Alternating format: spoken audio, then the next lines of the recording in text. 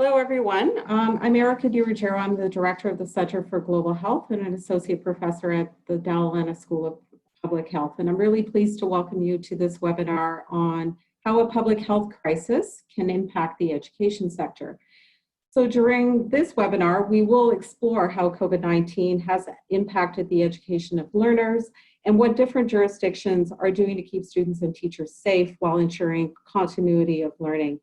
But before I introduce the panel and our esteemed panelists, I would like to take a moment to acknowledge the traditional territories of the Mississauga of the New Credit First Nation, Anishinaabe, Wendat, Huron, and Haudenosaunee Indigenous peoples on which the Dalla School of Public Health now stands.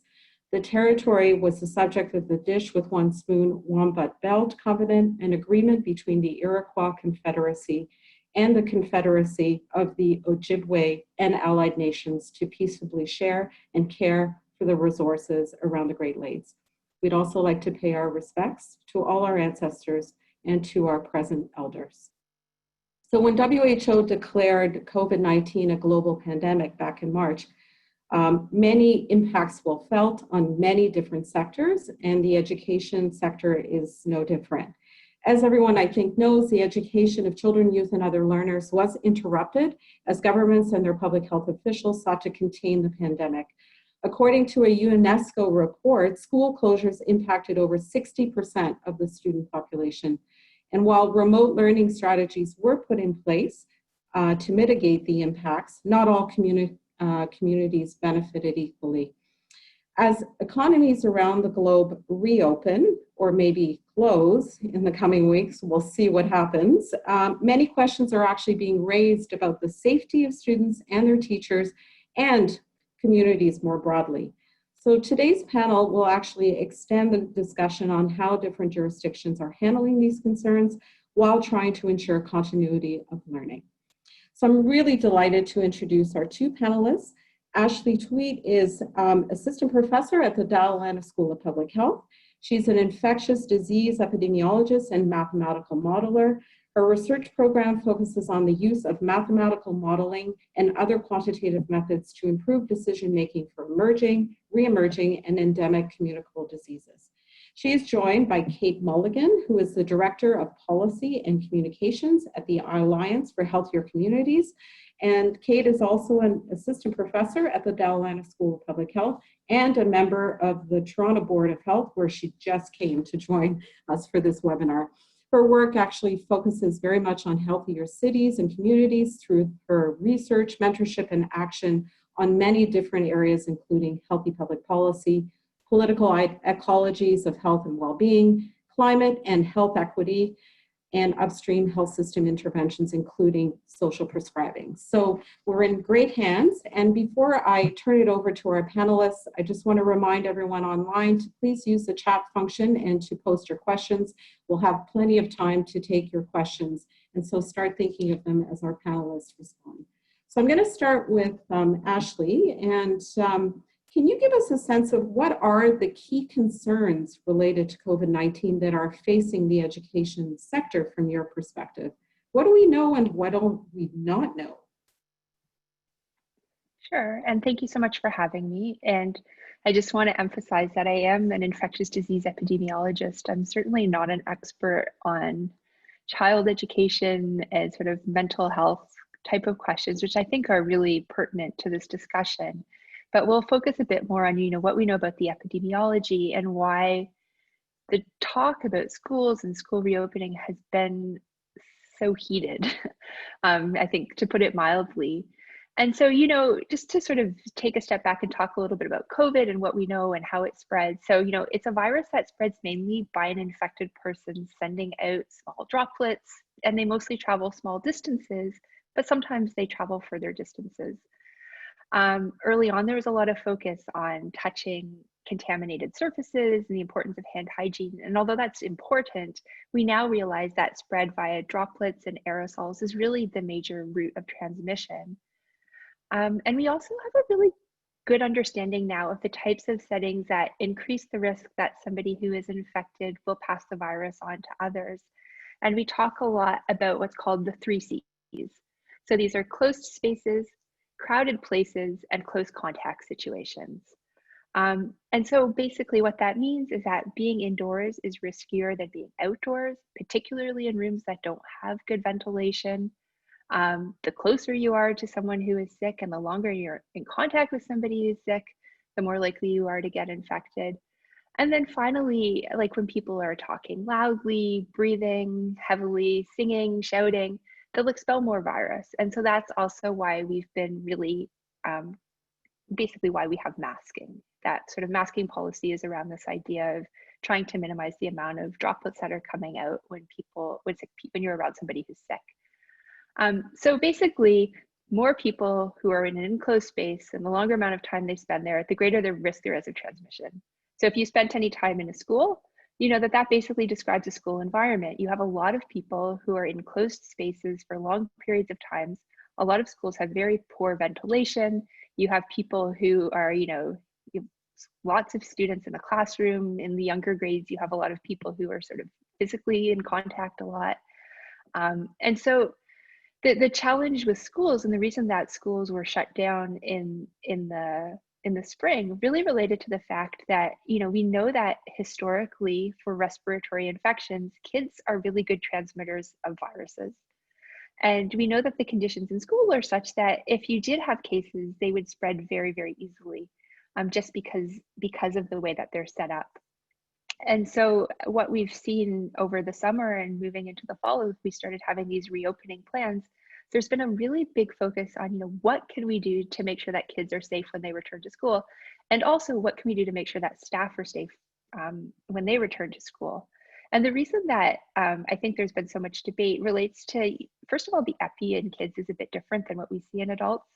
So kids do get infected and they do get sick. However, they seem to get infected less easily than adults. And when they do get infected, they tend to be less likely to have severe symptoms. So the fact that kids seem to be a little bit protected is really, I would say, one of the positive things about this pandemic is that within children, they're much more likely to be hospitalized. They're much less likely to be hospitalized, much less likely to die if they do get infected. The challenge is that they're also less likely to show symptoms that are obviously COVID. So it can be hard to identify when they're infected. And so when you're talking about infection control and trying to sort of isolate infected people, it can be hard if you don't actually know that a child is infected. The other problem is that children interact with the rest of our population. So if you have an infected child in a classroom, there's concern that, that child will transmit to other children and to educators. Those educators can get infected and can potentially have severe outcomes. And also those infections will spread back out into the community. So children live in households with other people, often people who are vulnerable. And similarly, out in the community. So there's basically this sort of network that exists that includes schools, but also includes the broader community in which students and educators live. So it's a very sort of complex issue in the sense that, as much as we sort of understand the virus and its characteristics, we need to start thinking about interventions and ways to open schools in a way that acknowledges that children don't live in vacuums and schools don't exist in vacuums. And so we have to think about how do we sort of mitigate the risk of, first of all, disease entering into the schools, and also the risk that that fuels further spread within the broader community. And I guess that's sort of a whirlwind overview of sort of the epidemiologic concerns, and happy to take a deeper dive as we continue the discussion. Yeah, no, that's a great start. Thank you. So let's maybe, I'll turn to Kate now. I know you think very deeply about disproportionate impacts of different interventions on the population. So can you sort of talk to us about sort of the equity side of this challenge? Yes, okay, thanks. And I guess I'll start with the similar disclaimer to what Ashley said. I'm not an epidemiologist, but I spend a lot of time thinking about what are the right policies and procedures and practices and communications we need to put in place based on the expert advice of epidemiologists, infectious disease experts, and others who are really closely following the science of COVID-19 and other public health considerations. So I've actually just come from the Toronto Board of Health meeting where we were talking about just this. What are the policies and procedures we need in place now that we are already a week into in-person schooling and approaching virtual schooling here in the city of Toronto? And I think there are a number of different equity considerations that have already come to the fore that are really important. One is that across the board, COVID has had inequitable impacts. And it's not that the disease itself or the infection itself discriminates, but it enters into social, political, and economic and cultural systems that do. And so we've seen disproportionate impact around the world and across our city in Toronto, whereby people who are from BIPOC communities, Black, Indigenous, and people of color are more heavily affected. And that there are geographies of inequity involved with that as well. So people who are living in the northwest corner of our city, for example, are more likely to be in occupations that put them in contact with other people, to live in closed, crowded housing conditions, and to have low incomes and less access to the social determinants of health and well-being. So we're already living at a disadvantage, experiencing racism, experiencing marginalization when COVID hit, and that has been replicated in COVID as it has been for many other health conditions over time. So when it comes to schools, the same kinds of considerations that would come into place for communities are important. Actually at the board, we just had a presentation by a group called Maximum City that's done a detailed analysis of how children and youth have been affected by this pandemic across Canada over time. And they found that, Black, Indigenous, and people of color, children and youth have experienced the lockdown quite differently. They have felt less safe going outside. They have had less physical activity, partly as a result of that. They have had more financial pressures on them to continue part-time jobs or otherwise supporting their families. And they have had more screen time often. So those are some of the examples of the ways in which the intersection of the COVID experience and health inequities more generally are facing children and youth.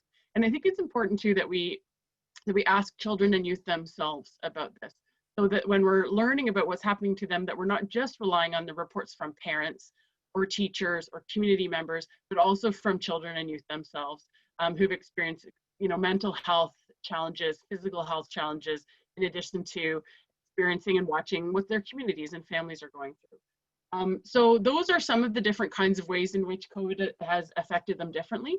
And then we've seen this already with respect to school enrollment. So many more low-income families and racialized families have opted for online schooling than initially expected here in Toronto. And I think one of the reasons for that is that they don't feel safe. They don't feel safe going back to school, given that they are aware of the inequities in the distribution of COVID. And there's been a reinforcement of that feeling that that the state is not looking out for their best interests, and that it's much more risky to go to school than not, even though there are disparities in digital equity. So not everyone who's coming from a low-income family, for example, is going to have equal access to high-speed broadband internet, to digital devices, to data plans, quiet places to study, to supportive environments to help you be motivated online, and all those things. Despite all those challenges, many people are deciding it's not worth the risk. So those are some of the inequities that that we have to consider as we're starting to make policies and plans that help our students go back to school in a way that supports their learning and their well-being. Hey, thanks so much for that, Kay. I'll come back because I think there are so many things that you've raised to unpack, but maybe I'll turn back to Ashley for a moment. And so what measures are actually being put in place to protect the health of students and teachers? Do you have any examples, maybe from here in Ontario or other jurisdictions in other parts of Canada that you want to share? Certainly, we've all seen the pictures on Twitter of different classrooms and how close the desks are and how feasible it is to really even physical distance in a classroom. But what is being done, and what are your thoughts on those? Yeah, so I mean, I think, there are basically different levels of protection that have been introduced. I would say in theory, probably much better than practice. I think the big one that you alluded to is the classroom and the classroom sizes and setup. I think everybody recognizes that given, the risks posed by having these prolonged exposures indoors, you really, really want to have small classrooms and or small class sizes. And the reason you want that is you want students to be spaced out, particularly in situations where, you have classrooms where you can't open the windows. In an ideal world, we would have everybody learning outdoors or spending as much time outdoors as possible. Unfortunately, whether that be lack of ability or lack of will, we be happy to discuss that as well. That's not a reality right now. And so we're trying to implement all of these different, basically infection control type measures that, similar to what you would do in a hospital, which is, minimize how much time people are spending in closed spaces, which involves, putting desks far apart, having people wear masks as much as possible, even when they're in the classroom, recognizing that ventilation isn't great. I really think that the small classrooms and the small class sizes and allowing distancing is a terrible sort of situation in the Ontario context, and I think it's beyond Ontario, but I'm most familiar with Ontario. And so the question is, what else can we be doing? And I think there was a big push over the summer around the importance of having low community transmission. And although that doesn't seem like a back to school policy, it really, really is. Because if you're in a situation where you don't have a lot of circulating COVID, then you don't have to worry about COVID entering the schools. And then all of these extra measures that you have in place are basically precautions. You have your belt on and those are your suspenders. Unfortunately, in Toronto, in Peel, and Ottawa, we've started the school year with a resurgence in cases. So that means that we really have to rely on these measures that are in place within the schools. And the first layer of protection that we have is having sick children and staff not come to school. And we're already seeing how that's playing out in terms of, there's this long list of symptoms where, if you have any of those symptoms, you have to stay home from school, and you can only go back to school once you have a negative COVID test or once you've isolated for 14 days. Asking people to stay home for 14 days, particularly with this sort of vague list of symptoms in children, is going to result in huge swaths of time and people not being able to send their children to school. And so that's why this focus on having low community transmission has been so important, because if we were at that point, then the long lineups that we're seeing for testing and all of these sort of downstream effects wouldn't be putting so much pressure on our system right now. So I mean, not to be to feel very negative, but I mean, that's sort of the reality. Is I think we sort of have these Band-Aid type solutions, which hopefully will work, and we'll see. We're already starting to see some schools shut down or schools have cases, and we don't really understand the extent to which we're going to see transmission within schools. But I would say that the failure to be innovative in terms of what the fall looks like has been a real disappointment. And I think we had the opportunity to be innovative here, and we just didn't take it. Can I kind of push you a little bit on, so where could we, hindsight being 2020, I know that's it's an overused expression. What could we have done to lower community transmission as everyone knew back to school was coming in September? So yeah, I mean, there is a hashtag on social media, bars before schools, and I think that sort of recognizes, ultimately, as we had this reopening plan, that really explicitly listed our priorities. We identified that reopening our economy was really important, and there wasn't a lot of foresight given into what does that mean in terms of curbing transmission over the end of summer and beginning of fall. And to be honest, in the summer, it looked like things were okay. Mm-hmm. So we reopened things. I was very much sort of anticipating in August we would see this huge surge in cases, which we didn't see, but we have seen it.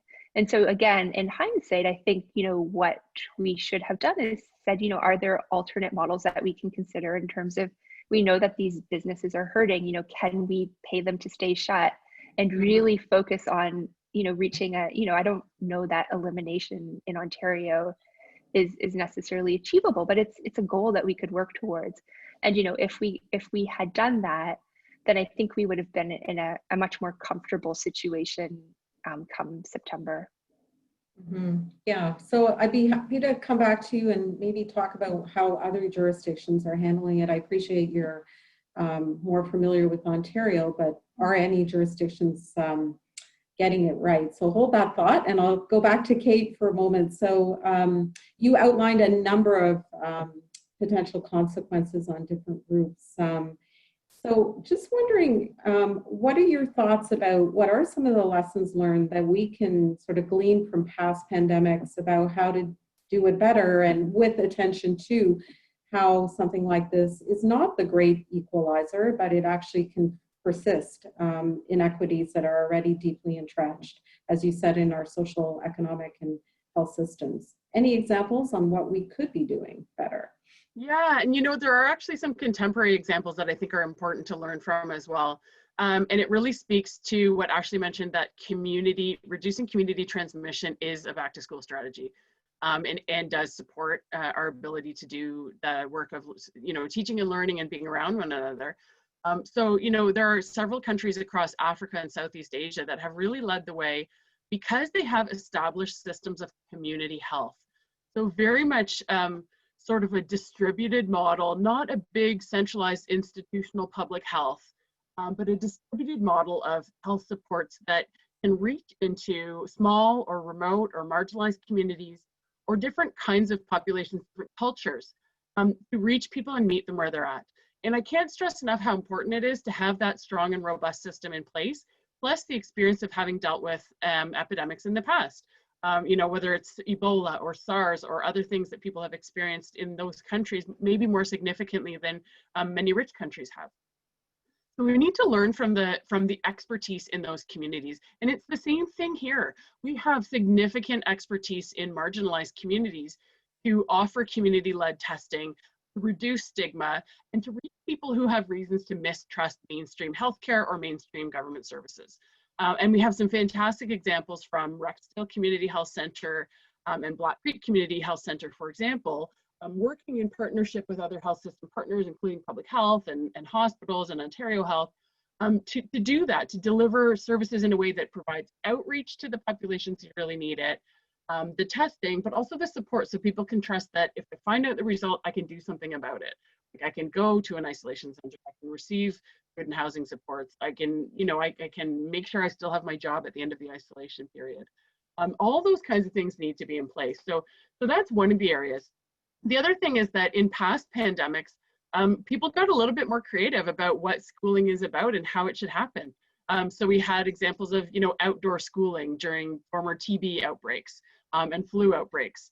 That's something that we could and should be exploring more now. We should, even though we're a cold country, we could be more of a winter embracing country. What we need though is the infrastructure. We need infrastructure that supports children and youth to be outside more. We need to change our mindset to recognizing the health benefits and learning benefits of socializing together in person, having our masks off for a bit, being in nature and moving our bodies. These are just basic health things that traditional schooling right now doesn't do very well to begin with, even in the absence of a pandemic. We sit too much, it's too didactic, all those things. This is an industrial, 19th century schooling model or 20th century schooling model that's ripe for re-innovation and reinvention. And this could have been, as Ashley mentioned, a moment where we rethought some of that stuff, not in the spring when we were in emergency response, when just trying to get through, but over the summer, we did have time. And so lastly, I'll just say we also want to learn from the Global South and other countries on water, sanitation, and hygiene as really important parts of schooling. And if we here in the Global North we have aging infrastructure, we don't have good bathrooms, we have, all that kind of stuff, we can't support the kind of basic public health measures that kids need to be doing when they're in the classroom. So we need the infrastructure for learning, and we need the infrastructure for sanitation and hygiene. And those are things we can learn from past pandemics and current ones around the world. Yeah, no, I think that's an excellent point. This is not the time to only come up with innovations within your own borders. If there's a time to share innovation, it's now. Ashley, did you have some thoughts about sort of where we could be doing better to help protect the health of learners and their families?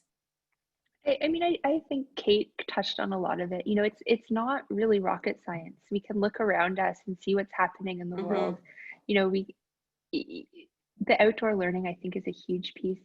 You know, having these smaller cohorts of students so that they can still interact. Because I mean, I think the other question is, you know, if you're sending a child to school in a classroom of 30 people where, you know, they're sitting at their desk all day, they're wearing their mask, they're not allowed to interact.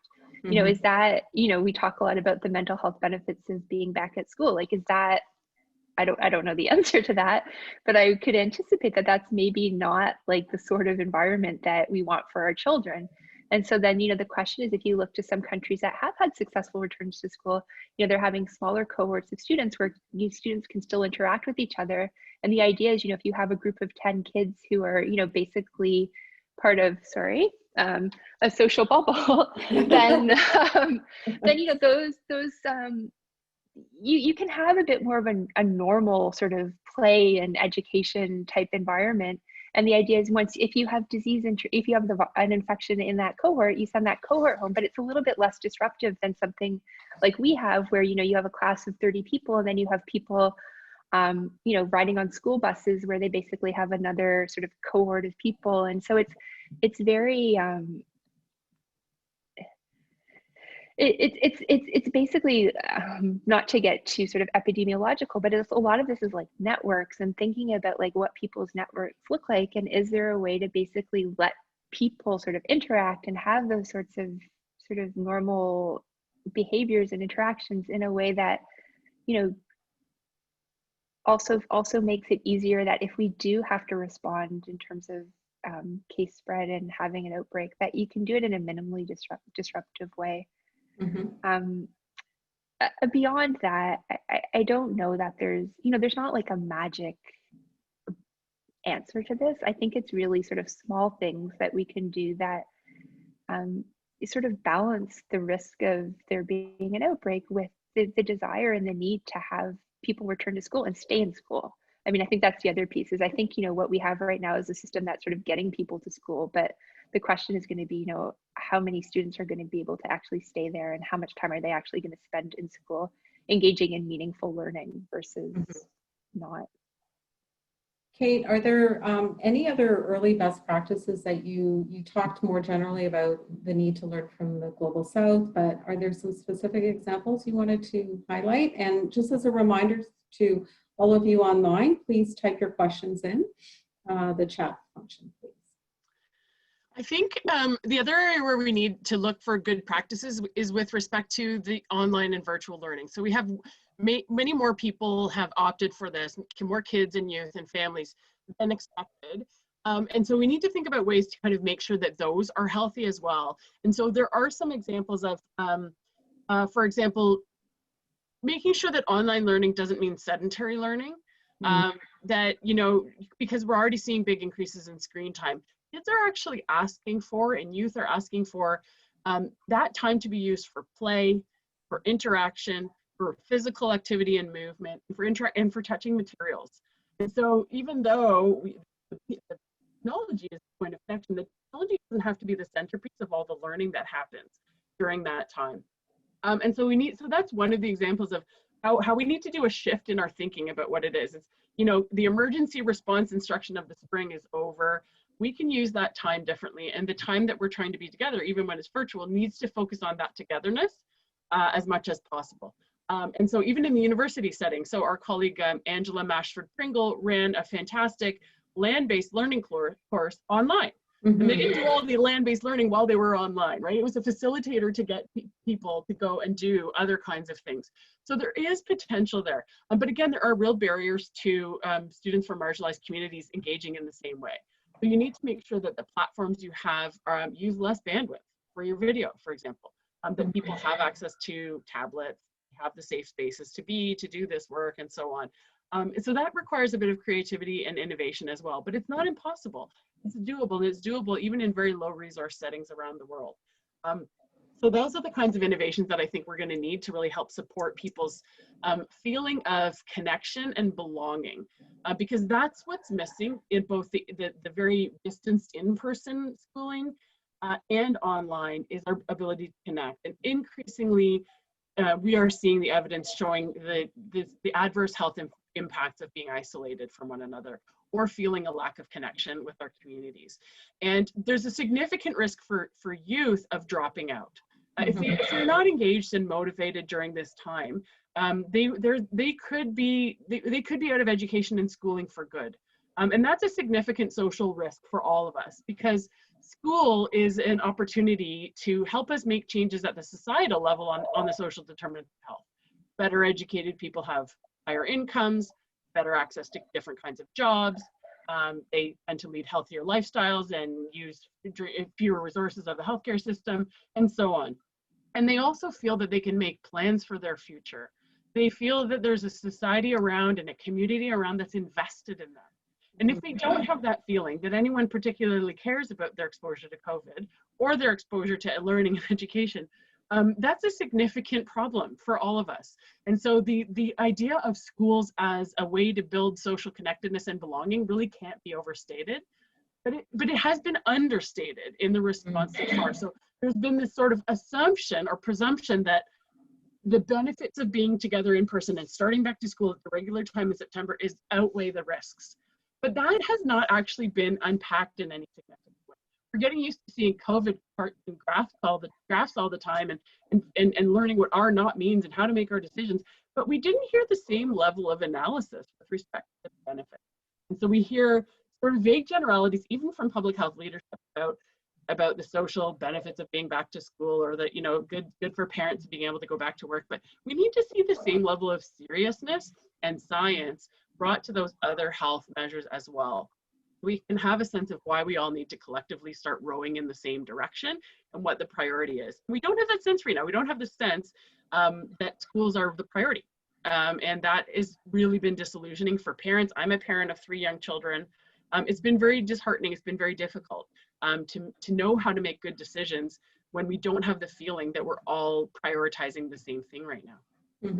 Yeah, and I guess it speaks to also some of the silo behavior and how we address problems, which is one of the pivotal challenges of addressing the social determinants of health. So, Ashley, any thoughts on what success might look like down the road? I know you don't have a crystal ball; it's permanently on back order, so I'm not going to ask you to make predictions. But any thoughts about what might be happening in the coming weeks and how we could do better? Any indicators of what success looks like?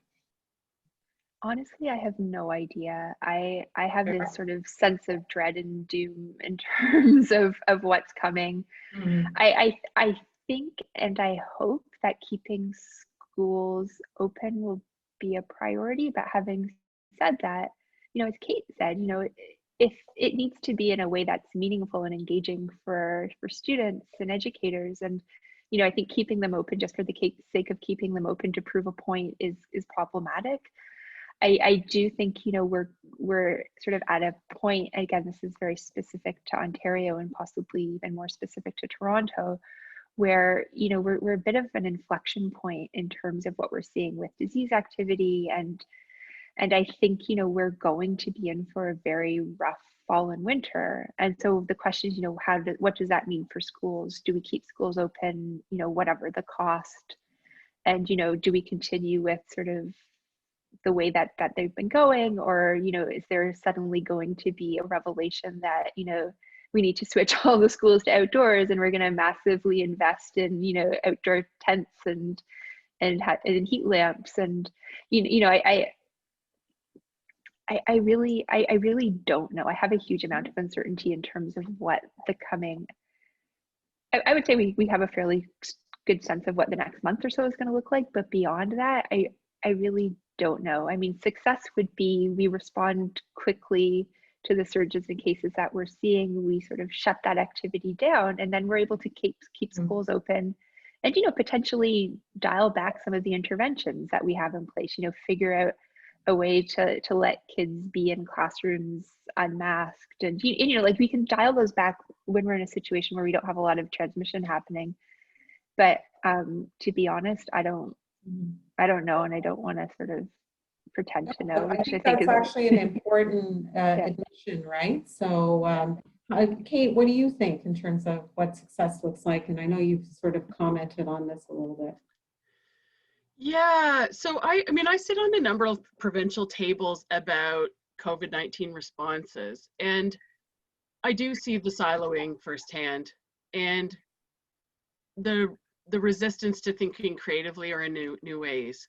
So sometimes if I'm raising what are from my perspective critical questions about community and equity, they are sometimes dismissed as either naive or small. And even in the tone of voice that is used in responding. And I think that's a problem. I think what I would like to see, and what I think would be very helpful, is a much more a radically transparent approach to decision making. That doesn't just mean posting the numbers, although that helps. And we had to fight for that too, if you'll recall, for the publication of socio-demographic and race-based data, for the publication of data for congregate settings, and so on. Now we need to be fighting for that information about how decisions are being made. I think there's a sense that they don't want to worry people about the different factors that are involved, or they're operating on traditional ways of doing things, even from sort of a pre-social media era whereby it was just normal that things happened behind closed doors. So that's not going to work in a time when we're all plugged in, and in some ways more plugged in, those working remotely and trying to figure out what's going on by looking at the publicly available data and conversation, less so than in our interactions in our community, where we might have info at the coffee shop on dropping off kids at daycare. Now we're finding it online. If we are not trusted with that information as citizens and as actors across the system, kinds of stakeholders, we can't do this work together. So I think in the absence of that, I would agree with Ashley that I feel nervous about what's going to happen.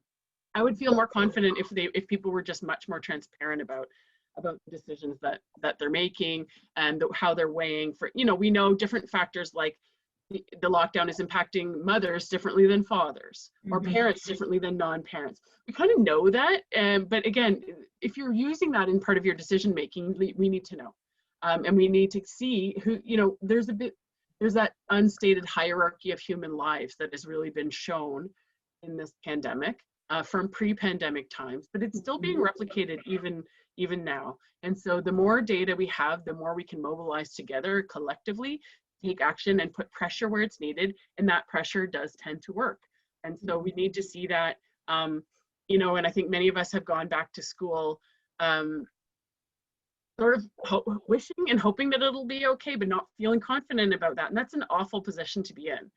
And the last thing I'll say is that increasingly on the education side, we are going to need to have crisis and trauma-informed approaches to education because of that feeling of uncertainty and instability that we've all undergone for all that time, in addition to the more concrete stuff like being isolated from one another. This is hard. And dropping off my own children on the first day of school and just facing a wall of young kids in face masks and teachers in face shields, it was really more impactful than just imagining that moment, like really being there and seeing how different it is. And that kids are resilient, they can cope, but we need to be trauma informed in the way that we help them do that.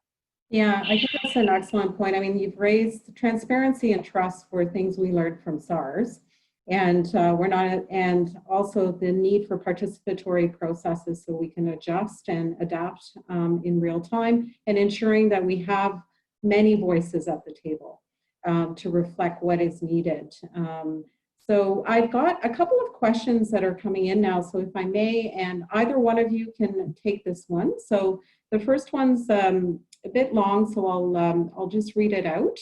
So educators since John Dewey have pointed that the mechanical massing of children in large classes with rigid curricula are the unresolvable factor in bullying and mental health, as well as academic issues in schools.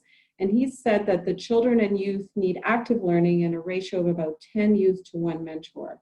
Could a strategy where children are cared for in smaller groups with greater support of their interests and needs create solutions that we would want to carry on after the pandemic. So I think this speaks to your last points, Kate, around we need to be planning for some of these resilient building, mental health, trauma-informed care strategies now, not after all is said and done. Any thoughts on that, Kate? And Ashley, if you have some thoughts, I'll go to you next. Yeah, I mean, I think that one size doesn't fit all when it comes to education, when it comes to COVID response or any number of things. So yes, it would be helpful, but I really want to stress not at the expense of our collective investment in public schooling. So we've seen these sort of small pods crop up for people who have the privilege of using them. I don't think that's the right strategy for us collectively.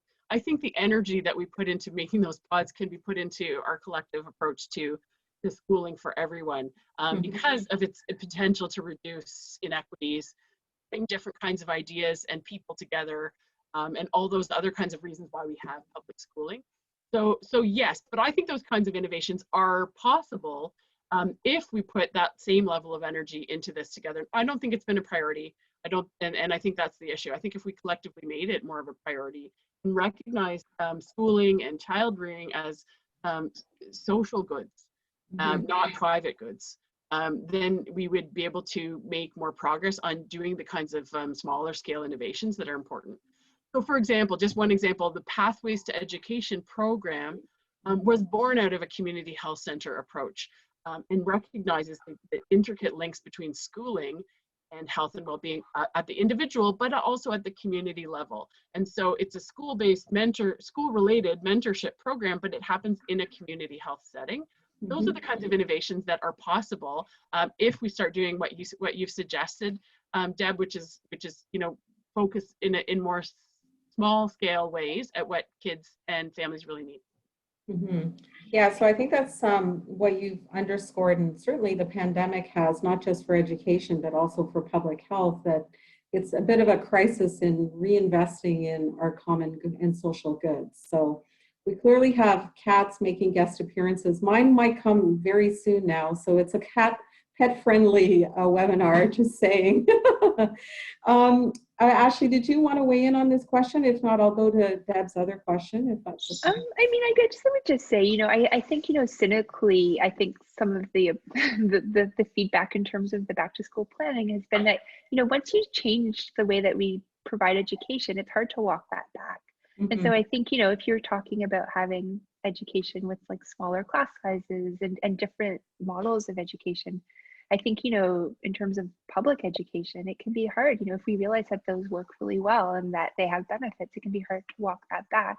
And the other thing I wanted to mention was, I think so much of the focus on the return to school has been around sort of medical, what's the best medical advice? We've spoken to the best doctors, we've spoken to the best public health practitioners, and it's this very sort of medicalized approach to what's best for kids. And I think that feeds into this idea of, what that plan looks like, because, there wasn't a lot of conversation with students and educators and people who, bring to the table very different and important perspectives. And I think that's one of the problems with sort of what was brought forward. So I'm going to sort of shift to the next question, if I may, and maybe Ashley, I can start with you first to comment on this one. So many alternative educators are saying that well-being needs to be the priority in schools, not test scores. Is this a good time to change that priority? Any thoughts on that, or? I agree. Again, I'm not an educator. I'm somebody who's gone through the public education system in Ontario, and I think, yeah, absolutely. I mean, I don't have anything intelligent to say about that beyond. I think, again, it's this time for sort of innovation and rethinking what public education looks like. And, if now is, I think at the beginning of the pandemic, there was a lot of talk about, now is the time where, as painful and difficult as what it is that we're going through right now, people have this optimism that when we emerge on the other side, society is going to look different. The way that the world operates is going to look different. And I think education has been sort of our first test of that. And I think that's part of, again, I feel like I'm Debbie Downer here in terms of this conversation, but I think some of the frustration is that this was our chance to really start innovating and start thinking about this, what's important to us, what are our priorities. And, we haven't really seen that. Yeah, so there's a bit of a crisis in imagination, although there isn't a shortage of good ideas, but they're just not necessarily getting to the table where investments can be remade. Kate, any thoughts on sort of reorienting education with more of a well-being focus, or other thoughts? Well, one thing, I mean, yes, that's what I want to do with a lot of things. But the thing I liked about the question, and then that I think Ashley might like about it too, is that focus on indicators. Like, we've really learned a lot about how we use indicators and data to advance our thinking about how we're doing about things. And so the idea that test scores are not the only or the most important indicator of learning and of all the other benefits that we're sort of alluding to around the edges about education, but not making front and center. I think that's an important conversation that needs to happen. And it also needs to happen at the broader societal level. So as we're looking at good indicators of how we're doing during COVID and during any sort of recovery or change post-COVID, we need to look beyond GDP. We need to think about things like those in the Canadian Index of Wellbeing or other indicators of, more broadly, is what we're doing sustainable? Because if it's not healthy. Is it equitable? Because again, if it's not healthy. Inequities are bad for all of us, and they put all of us at risk. Some of those key questions, they need to be more front and center. And we need to consider those domains of well-being at individual and community and broader scales to be important indicators of how we're doing.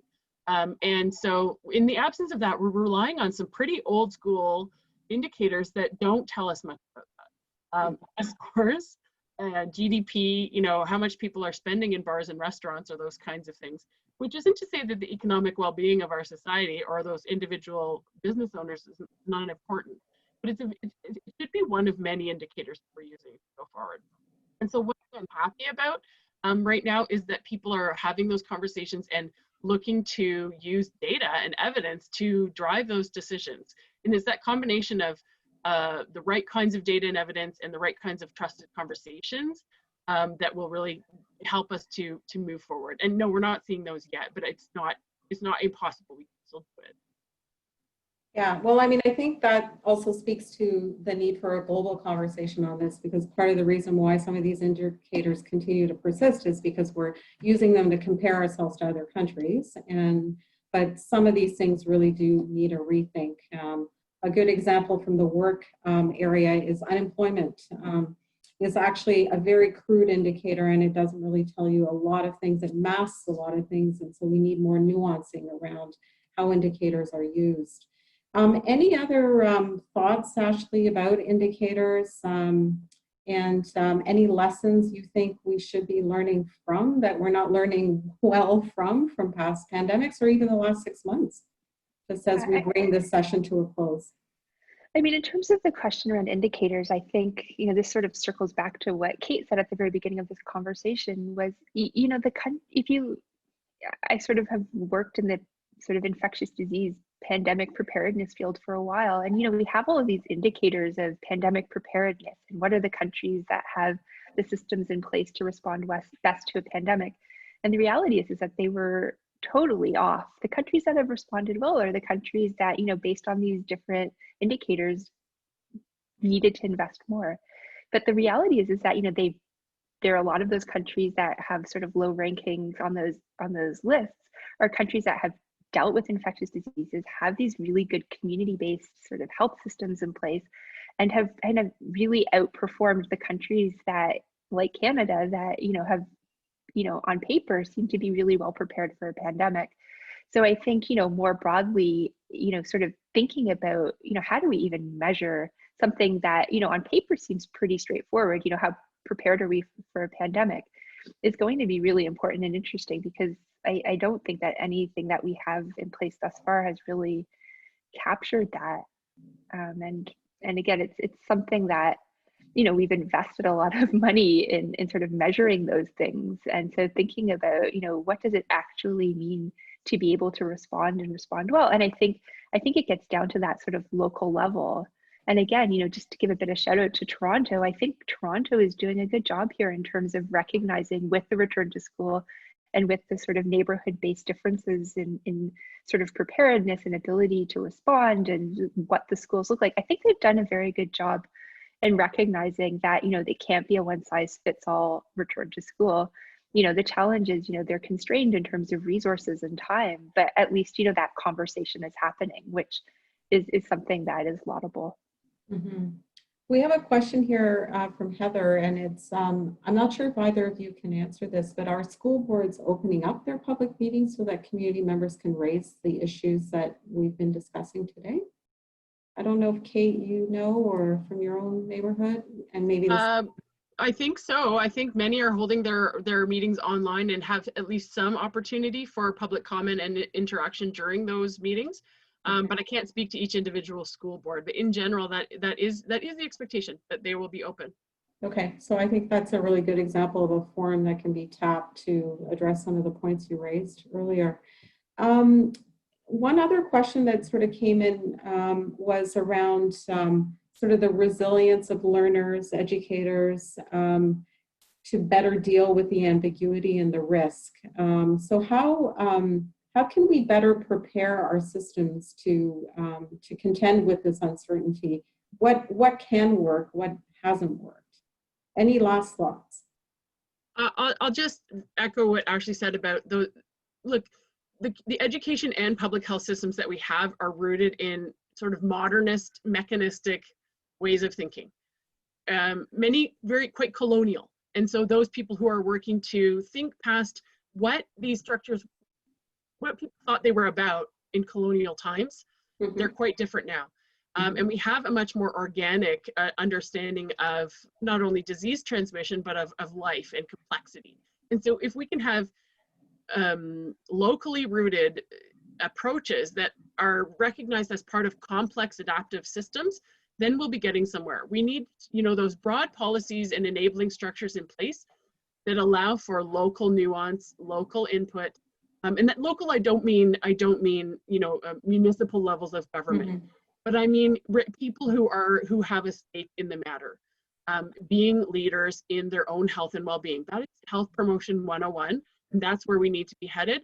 People need to be empowered to take better ownership and control of their own health and well-being, and they need to be trusted and supported to do that work. And where we're seeing that happen well, in Toronto, I think is a model that others can learn from with respect to more transparency and more local support.